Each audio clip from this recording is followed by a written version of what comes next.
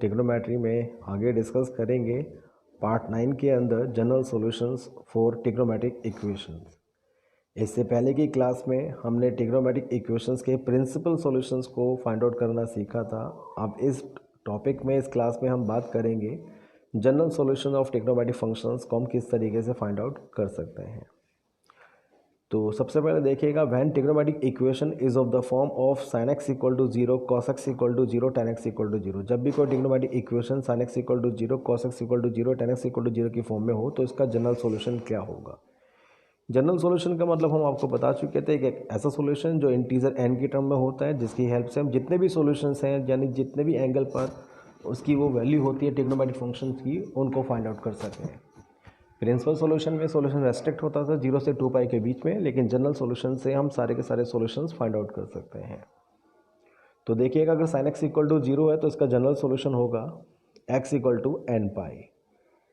X equal to n pi इसलिए क्योंकि पाई के जितने भी मल्टीपल होंगे, पाई के सभी मल्टीपल में साइन की वैल्यू जो होती है वो 0 होती है, चाहे वो sin पाई हो, sin 2 पाई हो, sin 3 पाई हो।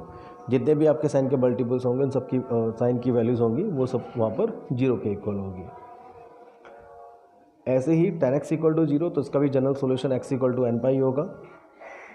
ठीक है, क्योंकि पाई के जितने भी मल्टीपल्स होंगे, चाहे वो इवन हो या ओड हो, सभी पर जो होगी tan की वैल्यू जो होगी 0 के इक्वल होगी। cos x equal to 0, cos अगर 0 के इक्वल है तो इसका जनरल सॉल्यूशन होगा x equal to 2n plus 1 into pi by 2। It means pi by 2 के जितने भी ओड मल्टीपल्स होंगे सब पर cos x जो होगा वो 0 के इक्वल होगा, इसलिए cos x इक्वल टू 0 पर जनरल सॉल्यूशन होगा x equal to 2n plus 1 into pi by 2। तो ध्यान रखिएगा, जब sin x 0 के इक्वल होगा तो जनरल सॉल्यूशन होगा x equal to n pi, tan x equal to 0 होगा तो जनरल सॉल्यूशन होगा x equal to n pi, और cos x इक्वल टू 0 होगा तो जनरल सॉल्यूशन होगा x equal to 2n plus 1 into pi by 2। पहले इसके कुछ एग्जांपल देख लेते हैं फिर हम आगे बढ़ेंगे। हमें जनरल सॉल्यूशन यहाँ पे फाइंड आउट करना होगा sin 3x इक्वल टू 0 का, tan 3x upon 4 equal to 0 का, और cos x plus pi by 4 equal to 0 का। तो किस तरीके से, तो देखिए sin 3x इक्वल टू 0 का जनरल सॉल्यूशन कैसे फाइंड आउट कर सकते हैं। जैसे कि हमने आपको बताया था, जब sin x इक्वल टू 0 हो तो जनरल सॉल्यूशन होता है x इक्वल टू एन पाई, तो वही हम यहाँ पे यूज़ करेंगे। अब जैसे कि इसमें x के प्लेस पे आ रहा है 3x और इक्वल टू में तो एन पाई वहाँ पर है, तो ये बन जाएगा 3x equal to n pi, then solution हो जाएगा x equal to n pi upon 3। तो sin 3x इक्वल टू 0 है तो जनरल सॉल्यूशन आपको बताया गया था साइन में कभी भी वैल्यू 0 के इक्वल हो तो जनरल सॉल्यूशन होता है x इक्वल टू एन पाई। अब क्योंकि x के प्लेस पे 3x है तो हम x के प्लेस पे 3x पुट करेंगे तो बन जाएगा 3x इक्वल टू एन पाई, तो इसका जनरल सॉल्यूशन हो जाएगा x equal to n pi upon 3। Next example देखिएगा, tan 3x upon 4 equal to 0। तो tan के केस में भी आपको बताया था, जब tan की इक्वेशन 0 के इक्वल हो, tan x इक्वल टू 0 हो तो जनरल सॉल्यूशन होगा x इक्वल टू एन पाई। अब क्योंकि यहाँ पर x के प्लेस पे है 3x अपॉन 4 तो यह आ जाएगा 3x upon 4 equal to n pi, और x को सॉल्व करेंगे तो 4 n pi upon 3। Third example देखिएगा, cos x plus pi by 4 equal to 0। तो cos में कभी भी जब cos x इक्वल टू 0 की फॉर्म में हो तो उसका जनरल सॉल्यूशन होता है x equal to 2n plus 1 into pi by 2। ठीक है, वो हम यूज़ करेंगे यहाँ पर। अब क्योंकि x के प्लेस पे है x प्लस पाई बाई 4 तो ये बन जाएगा x plus pi by 4 equal to 2n plus 1 into pi by 2।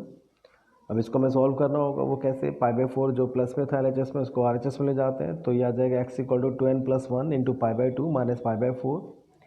तो ये आ जाएगा x equal to 2n pi upon 2 plus pi by 2 minus pi by 4।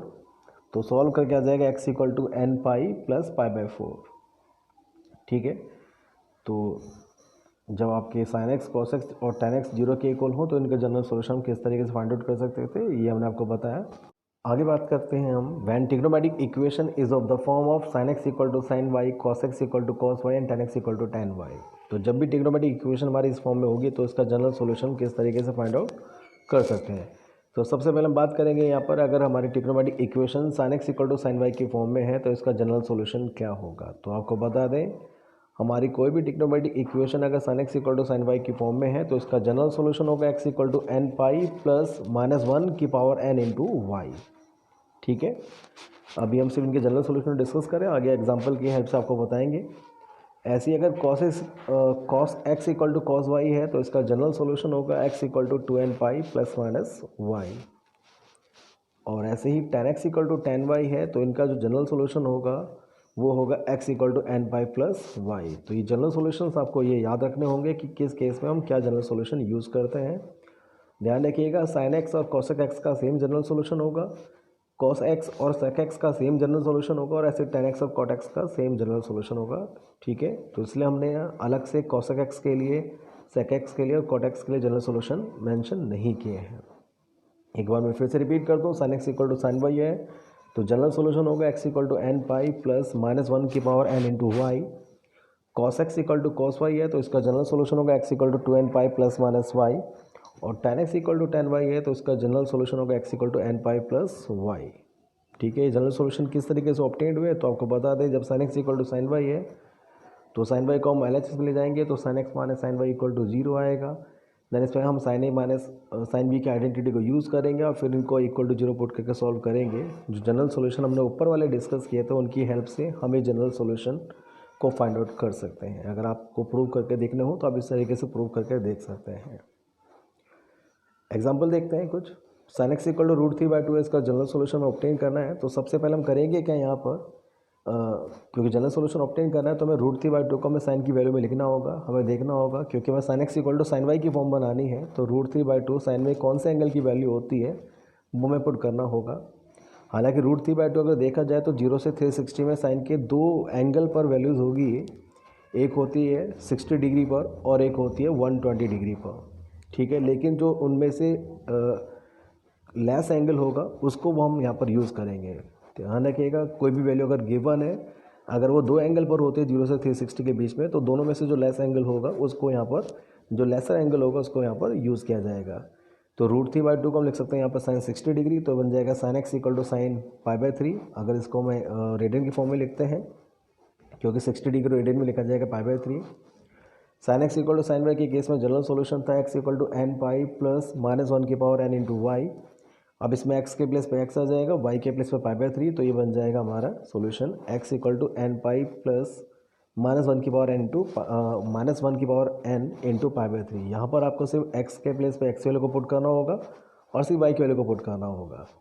तो ध्यान रखिएगा, जनरल सॉल्यूशन में आपको करना क्या होता है, एक्सप्रेशन यूज़ करने के बाद x के प्लेस पे जो वैल्यूज़ आ रही है उनको पुट करना होता है, y के प्लेस पे जो वैल्यू आ रही है उसको पुट करना है। तो क्योंकि x के प्लेस पे x था और y के प्लेस पे π/3 था इसलिए जनरल सॉल्यूशन बन जाएगा ये x equal to n pi plus minus 1 की पावर n इंटू π/3। नेक्स्ट देखिएगा cos x equal to minus की 1/2। अब यहाँ पे देखेंगे cos की वैल्यू माइनस की 1/2 कौन से एंगल पर होगी, तो cos नेगेटिव होता है सेकंड क्वाड्रेंट के अंदर भी और थर्ड क्वाड्रेंट के अंदर भी। तो सेकंड क्वाड्रेंट का एंगल जो होगा वो लेसर होगा थर्ड क्वाड्रेंट के एंगल से, और सेकंड क्वाड्रेंट में एंगल निकालते हैं, आपको हमने जो लास्ट वाली क्लास में बताया था वो कैसे निकालते हैं, उसको निकालते हैं 180 माइनस थीटा से। तो यहाँ पर क्योंकि cos की वैल्यू 1/2 60 डिग्री पर होती है तो आ जाएगा 180 माइनस 60 तो ये बन जाएगा 120। तो माइनस की 1/2 को लिख सकते हैं हम cos 120 डिग्री। 120 को रेडियन में चेंज करेंगे तो cos x equal to cos 2π/3। cos के लिए जनरल सॉल्यूशन होता है x equal to 2n pi plus minus y. तो यहाँ पर भी सिर्फ आपको x के और y की वैल्यू को पुट करना है, तो x के प्लेस पे यहाँ x है और y के प्लेस पे 2π/3 तो उनको पुट करेंगे तो जनरल सॉल्यूशन आ जाएगा हमारा x equal to 2n pi plus minus 2π/3।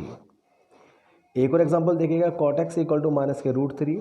तो cot की वैल्यू माइनस √3 है तो cot में वैल्यू नेगेटिव, एक तो सेकंड क्वाड्रेंट के अंदर होती है और एक फोर्थ क्वाड्रेंट के अंदर नेगेटिव होती है। तो अगर हम लेसर एंगल की बात करें तो सेकंड क्वाड्रेंट का एंगल जो होगा वो थोड़ा लेसर होगा फोर्थ क्वाड्रेंट के एंगल से।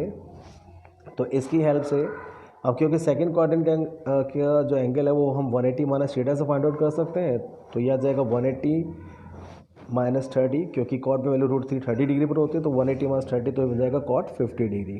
तो यह आ जाएगा cot x equal to cot 150 degree. 150 degree radian में लिखेंगे तो बन जाएगा ये cot x equal to cot 5π/6। तो ये आ जाएगा x इक्वल टू, अब cot के लिए भी वही जनरल सॉल्यूशन होगा जो tan के लिए होता है, यानी कि x equal to n pi plus y. तो ये आ जाएगा, अब क्योंकि इसमें x के प्लेस पे x है, y के प्लेस पे 5π/6 है तो उसे पुट करेंगे तो जनरल सॉल्यूशन बन जाएगा x equal to n pi plus 5π/6। तो इस तरीके से हम जनरल सॉल्यूशन को फाइंड आउट कर सकते हैं। तो आज की क्लास में अभी हम बेसिक ही जनरल सॉल्यूशन को डिस्कस कर रहे हैं।